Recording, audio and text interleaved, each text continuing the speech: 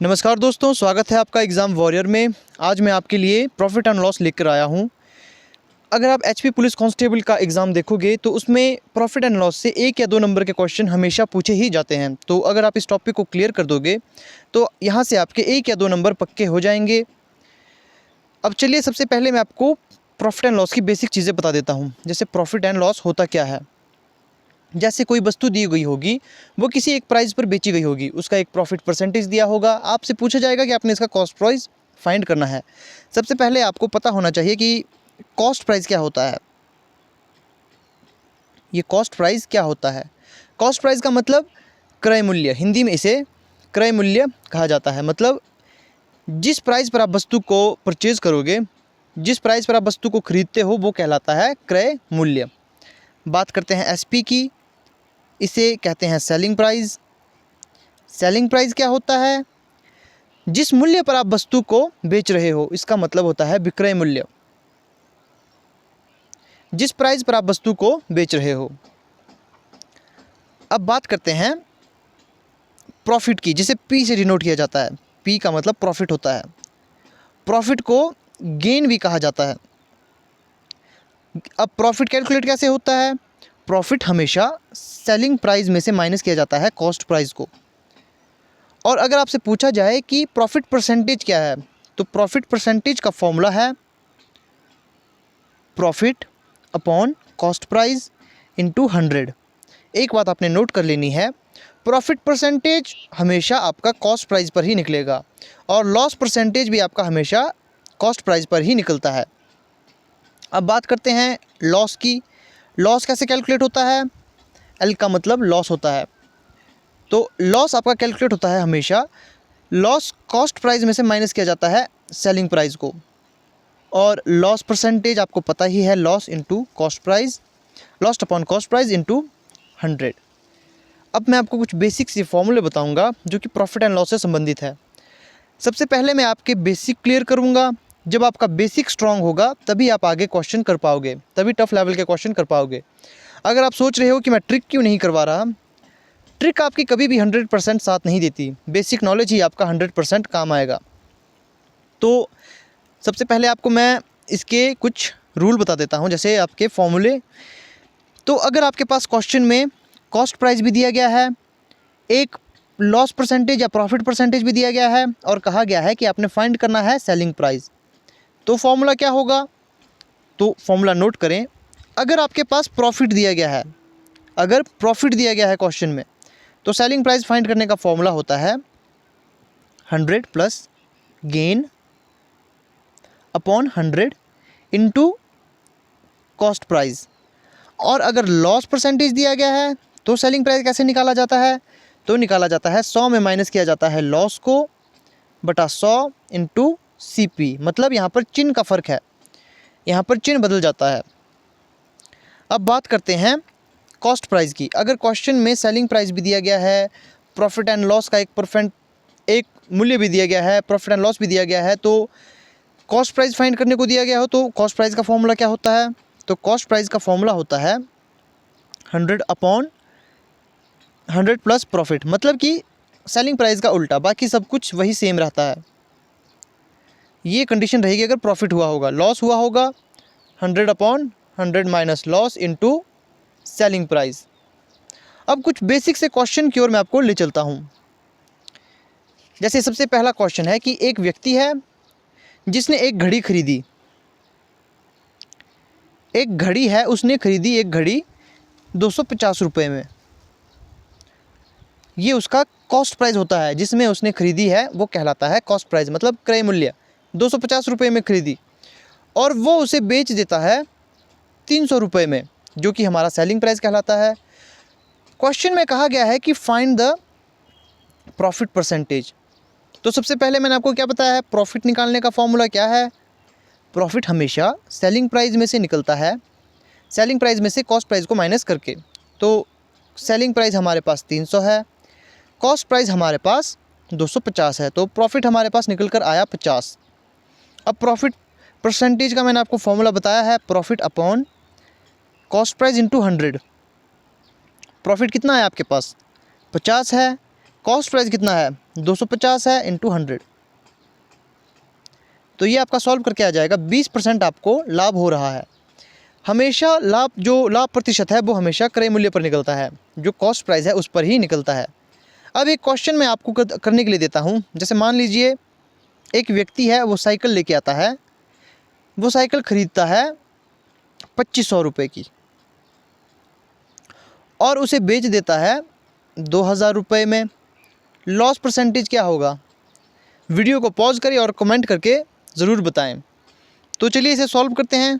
Loss कैसे निकलता है मैंने आपको बताया है, कॉस्ट प्राइस में से माइनस किया जाता है सेलिंग प्राइस। जब आप ऐसा करोगे तो 2500 में आप 2000 घटाओगे तो हमारे पास निकल कर आ जाएगा 500। ये हमारे पास लॉस है। अगर पूछा जाता क्वेश्चन में कि केवल लॉस निकाल के दिखाएं तो लॉस हमारे पास 500 आ चुका है, लेकिन हमारे पास पूछा है लॉस परसेंटेज, तो ये निकलता है हमेशा, लॉस किस पर निकलता है? Loss upon cost price into 100। Loss हमारे पास 500 है, कॉस्ट प्राइस कितना था 2500 गुणा 100, तो ये हमारे पास निकल कर आ जाएगा 20%। अब एक क्वेश्चन मैं आपके लिए होमवर्क के लिए दे के जा रहा हूँ। ये आपका होमवर्क है। एक व्यक्ति ने एक घड़ी 600 में खरीदी, ये उसका कॉस्ट प्राइस है, और उसे बेच दिया 700 में, तो जो प्रॉफिट परसेंटेज है वो बताएं।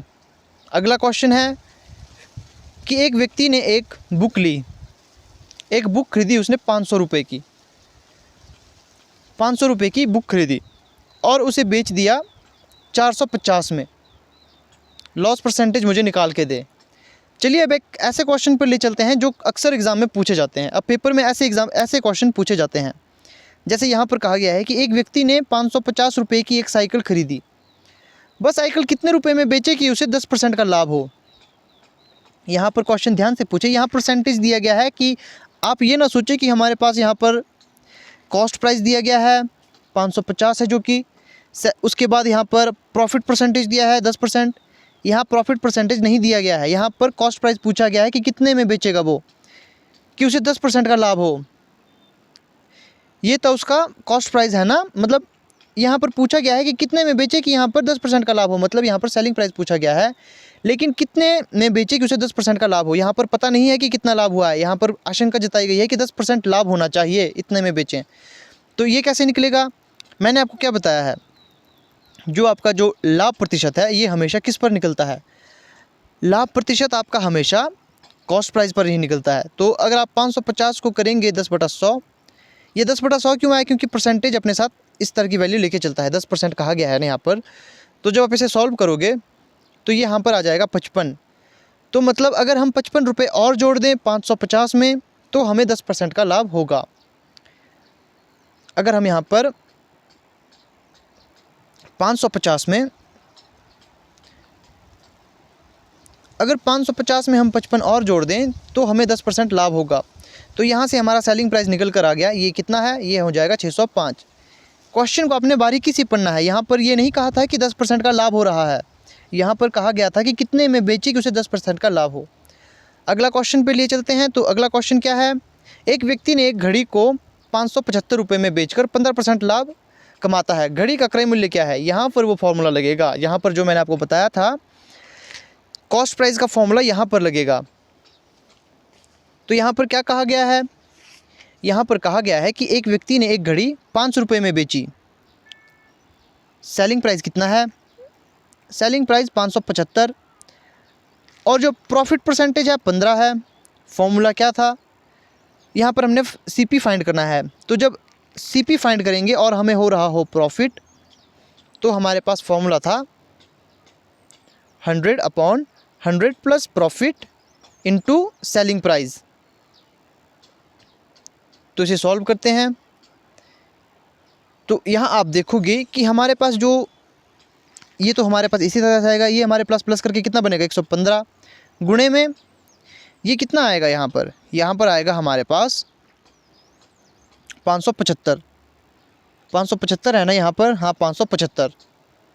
तो जब आप इसे सॉल्व करोगे तो आप देखोगे, अगर मैं इसे 115 को मैं 5 से गुणा करूँ, 5 × 5 = 25, तो 7 5 575 आ रहा है, ये मतलब 5 से कट रहा है और 100 में से 5 को गुणा करेंगे तो हमारे पास आएगा 500। तो आंसर आ चुका है 500। तो 500 हमारा है कॉस्ट प्राइस। तो इधर का आंसर क्या आया? अगर एक व्यक्ति 575 रुपये में बेच रहा है, अगर उसका सेलिंग प्राइस 575 है और हमें जो प्रॉफिट हो रहा है वो 15% हो रहा है, तो हमारे पास क्रय मूल्य कितना है? तो वो निकल कर आया हमारे पास 500। तो अगले क्वेश्चन की ओर चलते हैं। तो अगले क्वेश्चन में क्या कहा गया है कि किसी वस्तु को 400 रुपये में बेचने पर 20% की हानि होती है, तो वस्तु का लागत मूल्य ज्ञात करें। यहाँ क्वेश्चन ऐसा नहीं कहा गया है कि 20% की हानि कितने पर बेचने पर होगी, यहाँ पर कहा गया है कि 400 रुपये में बेचने पर ही उसे 20% की हानि हुई। तो जाहिर सी बात है यहाँ पर भी हमारा फॉर्मूला लगेगा कॉस्ट प्राइस का। हमें यहाँ पर कॉस्ट प्राइस फाइंड करना है, लेकिन यहाँ पर लगेगा माइनस वाला। तो माइनस में फॉर्मूला कैसा लगता है? माइनस मतलब लॉस। लॉस वाला फॉर्मूला कैसा है? तो बिल्कुल वैसा ही है, 100/100 में माइनस करेंगे जो हमें लॉस हुआ है, जो कि 20 है, इंटू 400 हमारा सेलिंग प्राइस है। अब आप यहाँ देखोगे ये कितना बनेगा, 100 गुणे में 80/80 गुणा 400। इसे आप करोगे तो ये आपके पास बनकर आ जाएगा 1 0 से 1 0 कट और यहाँ पर 5 8 5 40। तो ये भी हमारे पास 500 आ रहा है। तो यहाँ पर हमारा कॉस्ट प्राइस कितना है? 500। अगला क्वेश्चन लिख कर चलता हूँ। ये थोड़ा सा एडवांस तो नहीं कहा जाता, लेकिन ठीक ठाक लेवल का है। तो यहाँ पर कहा गया है कि किसी वस्तु को 400 रुपये पर बेचने पर 20% की हानि होती है, उस वस्तु को कितने रुपए में बेचा जाए कि 10% का लाभ हो। ऐसे क्वेश्चन कैसे करने हैं? सबसे पहले आपने क्वेश्चन को ध्यान से पढ़ना है। यहाँ पर कहा गया है कि किसी वस्तु को 400 रुपये में बेचने पर 20% की हानि होती है। तो मतलब यहाँ पर हमने क्या करना है? यहाँ तक हमने उसका कॉस्ट प्राइस फाइंड करना है, हमने कॉस्ट प्राइस निकालना है यहाँ पर। फिर यहाँ पर कहा गया है कि उस वस्तु को कितने रुपए में बेचा जाए, मतलब जो हमारा कॉस्ट प्राइस है हमने उसमें कितने रुपए ऐड करने हैं जिससे कि 10% का लाभ हो। तो ये क्वेश्चन कैसे होगा? सबसे पहले आपने क्वेश्चन को यहाँ तक सॉल्व करना है। हमने कॉस्ट प्राइस फाइंड करना है। कॉस्ट प्राइस फाइंड करना है, यहाँ पर हानि हुई है, लॉस हुआ है। तो जैसे कि आपको पता है लॉस में क्या होता है, 100 में माइनस होगा हमारे पास लॉस जितना हुआ है इंटू 400। तो ये हमारे पास बनकर आ जाएगा 100/80 इंटू 400, जो कि हमारे पास आके बन जाएगा 500। अब यहाँ पर हम इस क्वेश्चन को देखते हैं। यहाँ पर अब हमारे पास जो कॉस्ट प्राइस है वो आके बन चुकी है 500। मैं पहले इसे मिटा देता हूँ। अब हमारे पास यहाँ पर अब यहाँ से लेकर हमने क्वेश्चन देखना है, उस वस्तु को कितने रुपए में बेचा जाए कि 10% का लाभ हो। तो अभी हमारे पास वस्तु कितने हैं? अभी हमारे पास उस वस्तु का प्राइस है 500। तो 500 रुपये की वस्तु को कितने रुपए में ऐसे बेचा जाए कि हमें 10% का लाभ हो। तो मैंने आपको क्या बताया था? पहले क्वेश्चन में ही मैंने आपको बताया था कि जो लाभ का प्रतिशत है ये हमेशा कॉस्ट प्राइस पर ही फाइंड होता है, ये कॉस्ट प्राइस पर ही निकाला जाता है। तो यहाँ पर हम निकाल सकते हैं 10% में हमें इसे बेचना है लाभ में, तो मतलब 50। तो वस्तु को हमें, तो जो वस्तु है उसमें अब हमें सेलिंग प्राइस हमारे पास किस तरह से निकलेगा? तो कॉस्ट प्राइस जो कि हमारे पास है 500 प्लस जो हमारे पास ये प्रॉफिट निकल कर आया 50। तो मतलब 550 रुपये की हमें उसे बेचना होगा जिससे हमें 10% का लाभ होगा। अगर आपको ये क्वेश्चन समझ नहीं आए तो एक बार आप फिर से वीडियो को देख सकते हो। मैं फिर से आपको एक बार समझा देता हूँ। यहाँ पर क्या कहा गया था? यहाँ कहा गया था कि सबसे पहले कहा गया था कि एक वस्तु है उसे 400 रुपये में बेचकर 20% की हानि हुई। सेलिंग प्राइस पता है, लॉस का परसेंटेज पता है, तो हमने कॉस्ट प्राइस निकाल लिया उसका 500 रुपये। आगे कहा गया कि उस वस्तु को कितने रुपए में बेचा जाए कि 10% का लाभ हो। तो लाभ का जो प्रतिशत होता है, जो लाभ की संख्या जो ज्ञात की जाती है, परसेंटेज, इसका हमेशा कॉस्ट प्राइस पर ही फाइंड किया जाता है। तो यहाँ पर इसीलिए हमने 500 में से 10/100 किया, क्योंकि लाभ किस पर मिल रहा है, किस वैल्यू पर हमें मिल रहा है? 500 रुपये पर ही तो हमें लाभ मिल रहा है। तो जब हमें 10% का लाभ चाहिए किस पर? 500 रुपये पर। तो इसलिए हमने यहाँ पर क्वेश्चन को इस तरह से किया कि हमने 500 में से 10% को निकाला, जिसके पास हमारे पास आंसर 50 आया। इसका मतलब जो हमारे पास प्रॉफिट है वो 50 आएगा। मतलब अगर हम संख्या को 50 रुपये और जोड़ दें, 500 में 50 रुपये और जोड़ दें, मतलब 550 पर हमें 10% का लाभ मिलेगा। 50 रुपये और जोड़ने पर हमें 10% का लाभ मिलेगा। तो ये थी आज की वीडियो के क्वेश्चंस। आई होप आपको वीडियो पसंद आई होगी। अगर वीडियो में कोई गलती हो तो मुझे ज़रूर बताएं ताकि मैं उसे सुधार सकूं। और जैसा कि आपको पता है, मैंने आज से रीजनिंग का नया बैच शुरू किया है, जिसमें मैं सबसे पहले ही आपको पजल करवा रहा हूँ जो कि अरेंजमेंट रिलेटेड है। ये आपका 5 मार्क्स का पूछा जाता है। अगर आप यहाँ पर पकड़ बना लोगे तो 5 नंबर आपके यहाँ से पक्के हो जाएंगे। तो उम्मीद करता हूँ कि आपने उस वीडियो को भी देखा होगा। लिंक मैं आपको डिस्क्रिप्शन में दे दूँगा, आप वहाँ से भी वीडियो को ज़रूर चेक कर सकते हैं। और अगर आपको वीडियो पसंद आती है तो इसे शेयर ज़रूर करें, और जिसने अभी तक चैनल को सब्सक्राइब नहीं किया वे चैनल को ज़रूर सब्सक्राइब करें।